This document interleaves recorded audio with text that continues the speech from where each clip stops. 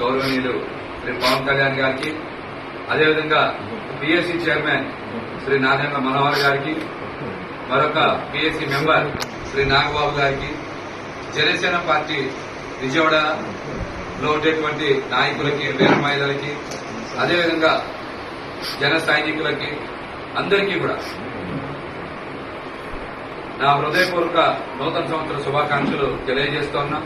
మరి ఈ రోజున పశ్చిమ నియోజకవర్గ కార్యాలయంలో మనందరం కూడా నూతన సంవత్సరాన్ని పురస్కరించుకొని మరి ఈ కొత్త సంవత్సర వేడుకల్లో భాగస్వామ్యమైనటువంటి మీ అందరికీ కూడా పేరు పేరున నూతన సంవత్సర శుభాకాంక్షలు తెలియజేస్తున్నా. మనందరం కూడా ఖచ్చితంగా ఈ కొత్త సంవత్సరంలో కొత్త ప్రభుత్వం వస్తుంది. కొత్త సంవత్సరంలో కొత్త ప్రభుత్వం జనసేన టీడీపీ ప్రభుత్వాన్ని స్థాపిస్తారు. పవన్ కళ్యాణ్ గారి, చంద్రబాబు నాయుడు గారి సారథ్యంలో కొత్త ప్రభుత్వం వస్తుంది. మనందరం అద్భుతమైన ప్రయాణం చేస్తాం. అదేవిధంగా పశ్చిమ నియోజకవర్గంలో జనసేన పార్టీ పోటీ చేస్తుంది. గాజుపుల సింబల్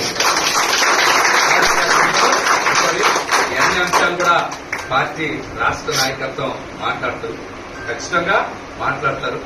మనం ఇన్నాళ్ళు కూడా సుదీర్ఘమైనటువంటి పోరాటం చేశాం.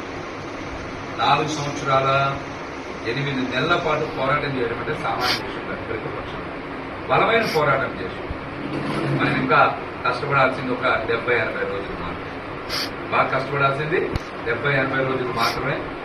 అట్లానే మన సుదీర్ఘ పోరాటంలో అనేక అంశాలని దాటి ముందుకెళ్ళి జనసేన పార్టీ కోసం, పవన్ కళ్యాణ్ గారి కోసం, ప్రజల కోసం మనందరం కూడా చాలా బలమైనటువంటి పోరాటం చేశాం.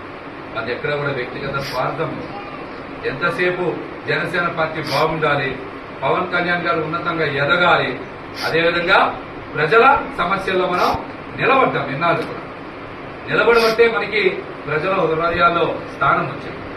ఇవాళ పశ్చిమ నియోజకవర్గంలో మహేష్ గారు